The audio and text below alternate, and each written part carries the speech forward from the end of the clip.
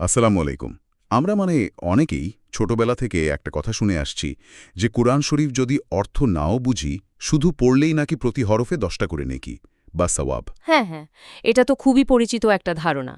বিশেষ করে আমাদের মতো যারা অনারব মুসলিম, তাদের মধ্যে এই ধারণাটা কিন্তু বেশ জাঁকিয়ে বসে আছে। ঠিক।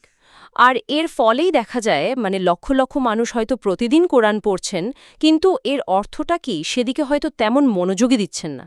একটা যান্ত্রিক আবৃত্তির মতো আর কি। কিন্তু এই যে বহুল প্রচলিত একটা বিশ্বাস, এটা কি আসলে ইসলামের মূল বার্তার সাথে মেলে? আজকের আলোচনাটা আমরা ঠিক এই প্রশ্নটার গভীরে যাওয়ার চেষ্টা করব। হুম। আমরা যে উৎস থেকে আলোচনা করছি সেটা শিরোনামটাই বেশ ভাবনার উদ্রেক করে।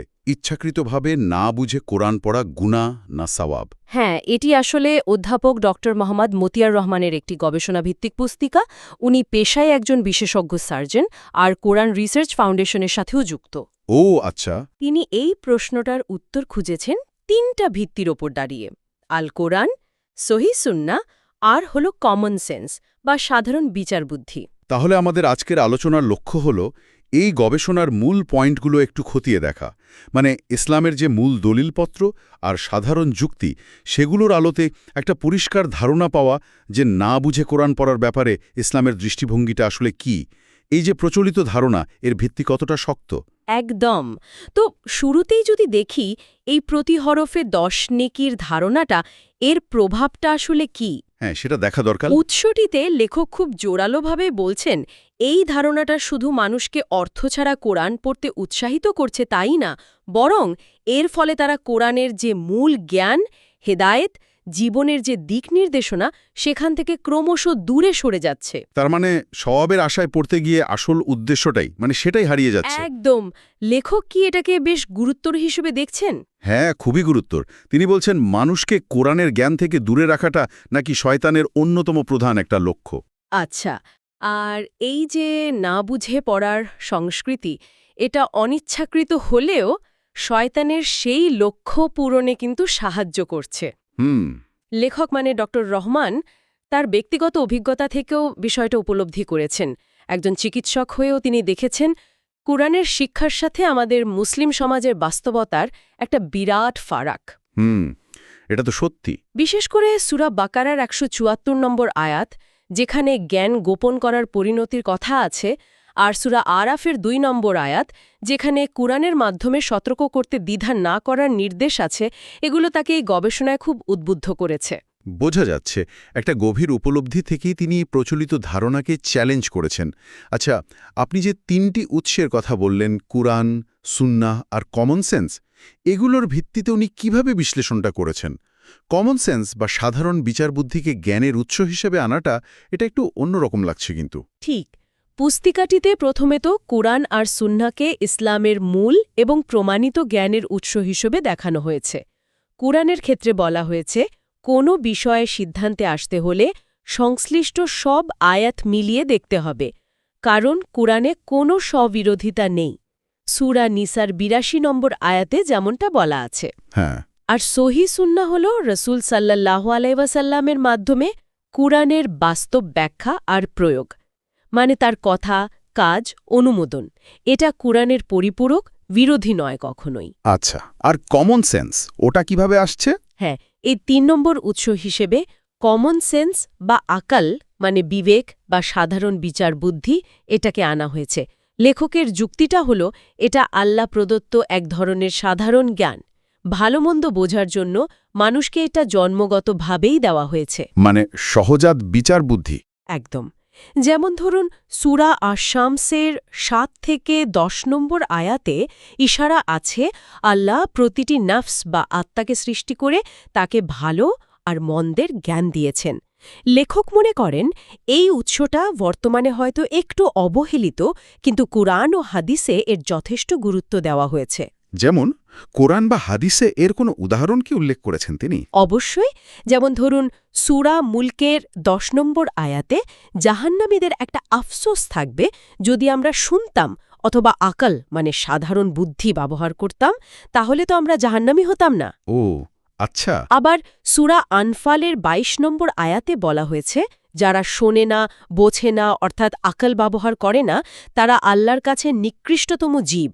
হাদিসেও তো আছে প্রতিটি শিশু ফিতরাত বা স্বভাবধর্মের ওপর জন্মায়, যা আসলে এই কমন সেন্সেরই ভিত্তি। লেখক বলছেন এই কমন সেন্স বা সাধারণ যুক্তির আলোকেও না বুঝে কুরআন পড়ার বিষয়টা বিচার করা উচিত। আচ্ছা, তাহলে এই কমন সেন্সের বা সাধারণ যুক্তির দিক থেকে দেখলে ব্যাপারটা কেমন দাঁড়ায়? উচ্চতাতে কয়েকটা খুব বাস্তব আর শক্তিশালী যুক্তি উদাহরণ দেওয়া হয়েছে। যেমন ধরুন, একজন ডাক্তারের কথা ভাবুন। তিনি যদি ইংরেজি ভালো না বুঝে শুধু ইংরেজি মেডিকেল বই গড়গড় করে মুখস্থ করে ফেলেন বা শুধু পড়েই যান আর তারপর রোগী দেখা শুরু করেন, তাহলে রোগীদের কি অবস্থা হবে বলুন তো? সে তো ভয়াবহ ব্যাপার হবে। ভুল চিকিৎসার ঝুঁকি জীবন নিয়ে টানাটানি শুরু হতে পারে। লেখক ঠিক এই প্রশ্নটাই করছেন। ইসলাম যদি হয় জীবনবিধান আর কুরআন যদি হয় সেই বিধানের মূল গ্রন্থ মানে ম্যানুয়াল, তাহলে সেটা না বুঝে শুধু পাঠ করে ইসলাম পালন করলে ব্যক্তি, পরিবার, সমাজের পরিণতি কি হতে পারে? কমন সেন্স কি বলে? এতে কি আসল কল্যাণ আশা করা যায়? যুক্তিটা আসলেই খুব শক্তিশালী। অন্য কোনো উদাহরণ দিয়েছেন? হ্যাঁ, যেমন বলা হয়েছে, কেউ যদি একটা দারুণ গল্পের বই, ধরুন খুব বিখ্যাত কোনো উপন্যাস, অর্থ না বুঝে শুধু অক্ষরগুলো পড়ে যায়, সে কি কোনো আনন্দ পাবে বা কোনো শিক্ষা? না, তা তো পাবে না। তাহলে যে গ্রন্থটা মানবজাতির জন্য সবচেয়ে মূল্যবান পথনির্দেশিকা, সেটা না বুঝে পড়লে কিভাবে মূল সওয়াব বা আসল কল্যাণ লাভের আশা করা যায়? আরও একটা তুলনা করেছেন হাদিস পাঠের সাথে। আমরা তো কেউ শুধু সওয়াবের জন্য অর্থ না বুঝে বুখারী শরীফ বা মুসলিম শরীফ পড়ি না, তাই না? না, তা পড়ি না। হাদিস তো আমরা বোঝার জন্যই পড়ি। ঠিক। তাহলে কুরআনের ক্ষেত্রে কেন এই অন্যরকম ধারণাটা চালু হলো? তার মানে কমন সেন্স বলছে যে কোনো অর্থপূর্ণ কাজের মতোই কুরআন পাঠেরও মূল উদ্দেশ্য হওয়া উচিত বোঝা এবং সেটা কাজে লাগানো। না বুঝে পড়াটা এই মৌলিক যুক্তির সাথে যেন মিলছে না। একদম। লেখক আরও বলছেন, দেখুন, মানুষকে সৃষ্টি করার অন্যতম উদ্দেশ্য হল কুরআনের জ্ঞান অর্জন করা আর সেটা বাস্তবায়ন করা। ঠিক। ইচ্ছাকৃতভাবে না বুঝে পড়াটা কিন্তু এই উদ্দেশ্য পূরণে সরাসরি বাধা দেয়। তেলাওয়াতের মূল লক্ষ্যই তো জ্ঞানার্জন আর সেই অনুযায়ী আমল করা। না বুঝে পড়লে তো প্রথম ধাপেই হোঁচট খেতে হচ্ছে। আর এটা তো শয়তানের প্রধান লক্ষ্যকে, মানুষকে কুরআনের জ্ঞান থেকে দূরে রাখা, এই সরাসরি সাহায্য করছে। কিন্তু একটা যুক্তি তো প্রায়ই শোনা যায় যে এটা আল্লাহর কালাম, তাই এর একটা বিশেষত্ব আছে, না বুঝে পড়লেও বরকত আছে, ফায়দা আছে। লেখক এই যুক্তিটাকেও খণ্ডন করছেন। তিনি বলছেন, এটা আল্লাহর কিতাব বলেই তো এর অর্থ বোঝা আরও বেশি গুরুত্বপূর্ণ, কম নয়। কারণ এটা তো সাধারণ কোনো বই না, এটা জীবন পরিচালনার গাইডলাইন। এটা না বুঝে পড়লে বা ভুল বুঝলে লাভের চেয়ে ক্ষতির আশঙ্কাই বেশি। জীবনটাই তো ভুল পথে চলে যেতে পারে। তাই কমন সেন্স বলে আল্লাহর কিতাবের হক হলো তা বোঝা এবং মানা। সাধারণ যুক্তির এই বিশ্লেষণগুলো আসলেই প্রচলিত ধারণাকে বেশ বড় একটা ধাক্কা দেয়। কিন্তু সবচেয়ে বড় প্রমাণ তো আসবে ইসলামের মূল উৎস থেকে, মানে কুরআন থেকে। কুরআন নিজেই ব্যাপারে কি বলছে? হ্যাঁ, আল্লাহ থেকে বেশ কিছু সুস্পষ্ট এবং শক্তিশালী প্রমাণ তুলে ধরা হয়েছে বইটিতে। প্রথমেও যদি দেখি, কুরআন পড়ার জন্য যে মূল আরবি শব্দগুলো ব্যবহার করা হয়েছে, যেমন ইকরা, উতলু, রাত্তেল, হ্যাঁ, এইগুলোর আভিধানিক অর্থের মধ্যেই কিন্তু শুধু পড়া নয়, বরং বোঝা, অনুধাবন করা, অনুসরণ করা, এই অর্থগুলো লুকিয়ে আছে। যেমন ইকরা, এটাই তো ছিল প্রথম ওহী। এর মানে শুধু পড়ো নয়, এর মধ্যে বোঝো, জ্ঞানার্জন করো, অনুসরণ করো, এই অর্থগুলো অন্তর্ভুক্ত। তাহলে প্রথম নির্দেশই যদি হয় বোঝার প্রতি ইঙ্গিত, তাহলে ইচ্ছাকৃতভাবে না বুঝে পড়াটা কি সেই নির্দেশেরই লঙ্ঘন নয়? প্রথম ওহীর এই ব্যাখ্যাটা আসলেই খুব গুরুত্বপূর্ণ। তার মানে শুরু থেকেই পড়ার সাথে বোঝার একটা গভীর সম্পর্ক রাখা হয়েছে। ঠিক। আরেকটা গুরুত্বপূর্ণ বিষয় দেখুন, আল্লাহ রুহের জগতে আমাদের সবার কাছ থেকে তার প্রভুত্ব বা রুবুবিয়াত স্বীকার করিয়ে নিয়েছিলেন। সূরা আরাফের ১৭২ নম্বর আয়াতে যেমন আছে। হ্যাঁ, নিয়েছিলেন। কেন? যেন কিয়ামতের দিন কেউ বলতে না পারে, আমরা তো এ বিষয়ে গাফেল ছিলাম। এখন আল্লাহর পাঠানো কিতাব বা গাইডলাইন মানে কুরআন যদি আমরা ইচ্ছাকৃতভাবে অর্থ না বুঝেই পড়ি, তাহলে কি সেই অঙ্গীকারটা রক্ষা করা হলো, নাকি আমরা সেই গাফেলিতির মধ্যেই রয়ে গেলাম? গভীর প্রশ্ন। আচ্ছা, সূরা বাকারার ১২১ নম্বর আয়াতে বলা হয়েছে হাক্কাত তিলাওয়াতিহি, মানে তেলাওয়াতের হক আদায় করে পড়তে। এই হক বা অধিকার, এর মূল ব্যাপারটা কি? উৎস অনুসারে তেলাওয়াতের প্রধান হক বা অধিকারী হল এর অর্থ বোঝা, এর আদেশ নিষেধগুলো জানা এবং সেই অনুযায়ী নিজের জীবনকে পরিচালনা করা। ও আচ্ছা। আয়াতেই তো বলা আছে, যারা এভাবে হক আদায় করে পড়ে তারাই এর প্রতি সত্যিকার অর্থে ঈমান আনে, আর যারা তা অস্বীকার করে, মানে হক আদায় করে না, তারাই হল ক্ষতিগ্রস্ত বা খাসিরুন। তার মানে হক আদায় না করে, অর্থাৎ না বুঝে পড়ে ক্ষতিগ্রস্তদের দলে পড়ে যাওয়ার একটা ঝুঁকি কিন্তু থেকে যাচ্ছে। তার মানে শুধু সুরেলা কণ্ঠে পড়াটাই হক নয়, বরং বোঝা এবং মানাটাই হচ্ছে মূল হক। আচ্ছা, কুরআনে কি পড়ার পদ্ধতি নিয়েও কিছু বলা আছে যা এই বোঝার গুরুত্বটা নির্দেশ করে? হ্যাঁ, আছে তো। যেমন ধরুন সূরা তুয়াহার ১১৪ নম্বর আয়াতে ওহী নাজিল পুরো শেষ হওয়ার আগেই রসূল সাল্লাল্লাহু আলাইহি ওয়াসাল্লামকে তাড়াহুড়ো করে পড়তে নিষেধ করা হয়েছে। আবার সূরা কিয়ামার ১৬ থেকে ১৯ আয়াতেও জিহ্বা দ্রুত সঞ্চালন করতে নিষেধ করা হয়েছে, বরং বলা হয়েছে যে তা সংরক্ষণ করা আর ব্যাখ্যা করার দায়িত্ব আল্লাহর। এ থেকে কি বোঝা যায়? বোঝা যায় তেলাওয়াতের সময় পরিমাণটা আসল নয়, বরং মানটা আসল। অর্থাৎ অর্থ বোঝা, অনুধাবন করা, এর গভীরে যাওয়াই মুখ্য। আমাদের সমাজে যে একটা দ্রুত খতম দেওয়ার প্রতিযোগিতা দেখা যায়, সেটা কিন্তু এই আয়াতগুলোর নির্দেশনার সাথে ঠিক সঙ্গতিপূর্ণ নয়। আর অবশ্যই তাদাব্বুর বা চিন্তা গবেষণার নির্দেশ। সূরা মুহাম্মদের ২৪ নম্বর আয়াতে যেমন প্রশ্ন করা হয়েছে, তারা কি কোরআন নিয়ে তাদাব্বুর অর্থাৎ গভীর চিন্তা গবেষণা করে না, নাকি তাদের অন্তর তালাবদ্ধ? সূরা নিসার ৮২ নম্বর আয়াতেও তো একই ধরনের কথা। একদম। চিন্তা গবেষণা করতে হলে তো অবশ্যই অর্থ বুঝতে হবে। অর্থ না বুঝলে তাদাব্বুর বা গভীর চিন্তা তো একেবারেই অসম্ভব। তা তো বটেই। আরেকটি অত্যন্ত কঠোর উদাহরণ বা উপমা দেয়া হয়েছে সূরা জুমুরার ৫ নম্বর আয়াতে। হ্যাঁ, কি সেটা? সেখানে বলা হয়েছে, যাদেরকে তওরাতের জ্ঞান দেওয়া হয়েছিল কিন্তু তারা তা বহন করেনি, মানে এর জ্ঞান অনুযায়ী আমল করেনি, তারা হলো বই বহনকারী গাধার মতো। ও লেখক বলছেন, এই উপমাটা তাদের ক্ষেত্রেও প্রযোজ্য যারা কুরআন মুখস্থ করে বা পড়ে, কিন্তু এর অর্থ বোঝে না বা সে অনুযায়ী জীবনযাপন করে না। এটা কিন্তু একটা বিরাট তিরস্কার। এই উপমাটা তো আসলেই বেশ কঠোর। এটা সত্যিই ভাবায় যে আমরা জ্ঞানকে কিভাবে নিচ্ছি, শুধু কি মাথায় জমা করছি নাকি আত্মস্থ করে জীবনে কাজে লাগাচ্ছি। ঠিক। এমনকি দেখুন, সালাতের ক্ষেত্রেও যা পড়া হচ্ছে তা বোঝার প্রতি গুরুত্ব দেওয়া হয়েছে। সূরা নিসার ৪৩ নম্বর আয়াতে যদিও নেশাগ্রস্ত অবস্থায় সালাতের কাছে যেতে নিষেধ করা হয়েছে, কারণ হিসাবে বলা হয়েছে যতক্ষণ না তোমরা যা বলছো তা বুঝতে পারো। হ্যাঁ, এই আয়াতটা তো জানি। এখান থেকে মূলনীতি এটাই পাওয়া যায় যে স্বাভাবিক অবস্থাতেও সালাতে যা পড়া হচ্ছে সেটা বোঝাটা গুরুত্বপূর্ণ। আচ্ছা, আরেকটা বিষয় একটু জটিল কিন্তু গুরুত্বপূর্ণ। মুহকামাত আর মুতাশাবিহাত আয়াতের যে পার্থক্য, সূরা আলে ইমরানের ৭ নম্বর আয়াতে যেটা এসছে, এই আলোচনার প্রেক্ষিতে এর তাৎপর্যটা কি? হ্যাঁ, এটা খুব গুরুত্বপূর্ণ পয়েন্ট। মুকামাত বলতে বোঝানো হয়েছে সুস্পষ্ট দ্ব্যর্থহীন আয়াত। এগুলোই কোরআনের মূল ভিত্তি এবং আমাদের জীবন পরিচালনার জন্য আবশ্যক। এগুলো বোঝা এবং এগুলো নিয়ে চিন্তা করা অপরিহার্য। আর মুতাশাবিহাত? অন্যদিকে মুতাশাবিহাত হল কিছু অস্পষ্ট বা রূপক আয়াত, যার প্রকৃত অর্থ আল্লাহই ভালো জানেন। যেমন ধরুন, কিছু সূরার শুরুতে যে অক্ষরগুলো থাকে, আলিফ লাম মিম, ইয়াসিন, এই ধরনের, এগুলোকে হুরুফে মুকাত্তাত বলা হয়। এগুলো নিয়ে বেশি গবেষণা বা বিতর্ক করতে নিষেধ করা হয়েছে। লেখক এখানে একটা দারুণ বিরোধাভাস তুলে ধরেছেন। এই যে হুরুফে মুকাত্তাত, যার অর্থ আমরা জানি না, সেগুলো না বুঝে পড়লে সবাই ধরে নেয় অনেক সোয়াব। হ্যাঁ, এটাই তো ধারণা। অথচ যে মুহকাম আয়াতগুলো বোঝার সম্ভব এবং বোঝাটাই জরুরি, সেগুলো অর্থ না বুঝে পড়ার একটা সংস্কৃতি তৈরি হয়েছে। এটা কি যুক্তিসঙ্গত? বিষয়টা আসলেই অদ্ভুত শোনায়। সব শেষে সোয়াব গুনাহের যে সাধারণ নীতি আছে, নেক কাজে ১০ গুণ সওয়াব, সূরা আনামের ১৬০ নম্বর আয়াতে যেমন বলা হয়েছে, এই নীতিটাকে লেখক কিভাবে প্রয়োগ করেছেন? লেখক যুক্তি দিচ্ছেন, এই নীতি অনুযায়ী আল্লাহর নির্দেশ অর্থাৎ বোঝার নির্দেশ পালন করে বুঝে পড়লেই প্রতি অক্ষরে ১০ নেকি পাওয়ার কথা। এটাই তো নেক কাজ। ঠিক। কিন্তু যদি ইচ্ছাকৃতভাবে আল্লাহর বোঝার নির্দেশ অমান্য করে না বুঝে পড়া হয়, তাহলে সেটা তো নেক কাজ হল না, বরং নির্দেশের লঙ্ঘন হল।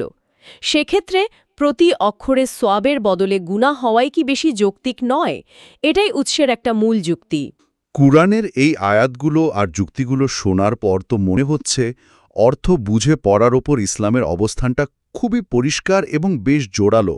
হাদিসের আলোকে কি এই অবস্থানটা আরও দৃঢ় হয়? হ্যাঁ, উৎসটিতে কয়েকটি হাদিসের কথা উল্লেখ করা হয়েছে যা কোরআনের এই সিদ্ধান্তকেই সমর্থন করে। যেমন ধরুন, খারেজি সম্প্রদায় সম্পর্কে একটা বিখ্যাত হাদিস আছে। হ্যাঁ, শুনেছি। রাসূল সাল্লাল্লাহু আলাইহি ওয়াসাল্লাম বলেছেন, তারা কোরআন পড়বে কিন্তু তা তাদের কণ্ঠনালী অতিক্রম করবে না। মানে হলো, তারা এর অর্থ বুঝবে না, এর শিক্ষা তাদের অন্তরে প্রবেশ করবে না, আর এর ফলে তারা দিন থেকে এমনভাবে ছিটকে বেরিয়ে যায় যেমন তীর শিকার ভেদ করে বেরিয়ে যায়। তার মানে না বুঝে কোরআন পড়াটা একটা বিচ্যুত বা চরমপন্থী গোষ্ঠীর বৈশিষ্ট্য হিসেবে হাদিসে উল্লেখ করা হয়েছে। এটা তো বেশ ভাবনার বিষয়। হ্যাঁ, হাদিসটি কিন্তু সেদিকেই ইঙ্গিত করে। আরেকটা হাদিসে দেখুন, রাসূল সাল্লাল্লাহু আলাইহি ওয়াসাল্লাম ৩ দিনের কমে পুরো কুরআন খতম করতে নিরুৎসাহিত করেছেন। ওহ, কেন? এর কারণ হিসেবে আলেমগণ ব্যাখ্যা করেন যে এর চেয়ে কম সময়ে তাড়াহুড়ো করে পড়লে ভালোভাবে অর্থ বোঝা বা অনুধাবন করা সম্ভব নয়, তাই এই দ্রুত পঠনটা অনুৎসাহিত করা হয়েছে। বোঝা গেল। আর জ্ঞান অর্জন ফরজ সংক্রান্ত যে বিখ্যাত হাদিসটা আছে? হ্যাঁ, সেখানে তো স্পষ্ট করেই ইলম বা জ্ঞান অর্জনকে প্রত্যেক মুসলিমের উপর ফরজ বলা হয়েছে, শুধু কিতাব পড়াকে কিন্তু ফরজ বলা হয়নি। ঠিক। কোরআন হল ইলমের প্রধানতম উৎস। অতএব এই কিতাব না বুঝে শুধু তেলাওয়াত করলে জ্ঞানের যে ফরজ সেটা আদায় হবে কি করে? তাহলে তো দেখছি কোরআন, হাদিস এবং কমন সেন্স তিনটি দিক থেকেই খুব জোরালো প্রমাণ মিলছে যে ইচ্ছাকৃতভাবে না বুঝে কোরআন পড়াটা ঠিক সমর্থনযোগ্য নয়, বরং এটা আপত্তিকর। কিন্তু এমন কোনো পরিস্থিতি কি আছে যেখানে অর্থ তাৎক্ষণিক না বুঝে পড়াতেও সমস্যা নেই, বা ধরুন ছাড় আছে, কোনো ব্যতিক্রম? হ্যাঁ, লেখক খুব স্পষ্টভাবে কিছু ব্যতিক্রম বা ওজরের কথা উল্লেখ করেছেন, যেখানে তাৎক্ষণিকভাবে অর্থ না জেনে পড়লেও গুনাহ হবে না, বরং ক্ষেত্রবিশেষে সাওয়াবও হতে পারে। তবে এখানে একটা শর্ত আছে। কি শর্ত? শর্ত হল পরবর্তীতে অর্থ বোঝার নিয়ত বা চেষ্টা থাকতে হবে। আচ্ছা, সেই ব্যতিক্রমগুলো কি কি? প্রথমত, সহি শুদ্ধভাবে তেলাওয়াত শেখার স্তর। কেউ যখন নতুন আরবি পড়া শিখছে বা তাজউইদ মানে উচ্চারণ রীতি রপ্ত করছে, তখন তার প্রধান ফোকাস থাকে উচ্চারণ আর পঠন পদ্ধতি ঠিক করার উপর। এই পর্যায়ে যদি তার আন্তরিক নিয়ত থাকে যে আচ্ছা, তেলাওয়াত শেখাটা হয়ে গেলে সে অর্থ বোঝার দিকে মনোযোগ দেবে, তাহলে শুধু পঠন শুদ্ধ করার এই চেষ্টায় গুনাহ হবে না। আচ্ছা, এটা একটা। দ্বিতীয় ব্যতিক্রম? দ্বিতীয়ত, কোরআন হিফজ বা মুখস্থ করার স্তর। যখন কেউ পুরো কোরআন বা এর অংশবিশেষ মুখস্থ করে, তখন স্বাভাবিকভাবেই তার প্রধান মনোযোগ থাকে আয়াতগুলো স্মৃতিতে ধারণ করার উপর।